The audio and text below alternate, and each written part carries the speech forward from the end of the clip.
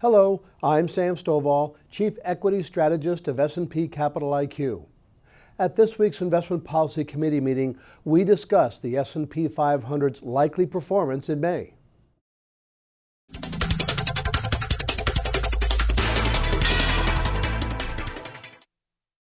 The S&P 500's 1.8% gain in April was slightly stronger than the normal 1.5% rise since 1945.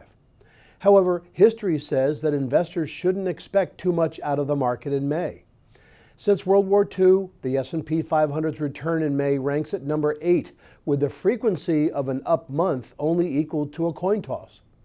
Its best showing was a 9% jump in 1990, and its worst was a slump of nearly 9% in 1962. And who could blame investors if they tried to catch their breath, since the S&P 500 has risen in 6 straight months and has advanced in 10 of its last 11. Yet during years in which the S&P rose in January and February, which occurred 26 times since 1945 and resulted in a positive full-year total return all 26 times, the S&P 500's return in May was more than 3 times better than its average showing and advanced in price nearly 2 out of every 3 years. So this May could end up faring better than most.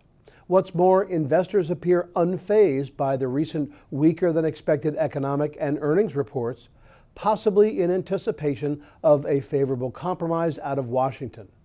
To us, the catalyst for future gains remains central bank liquidity and the lack of alternatives in a period of rising global concern over economic growth.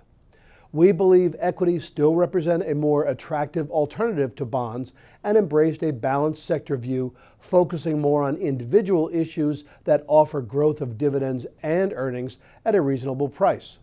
Also, remember that history is a guide, but never gospel.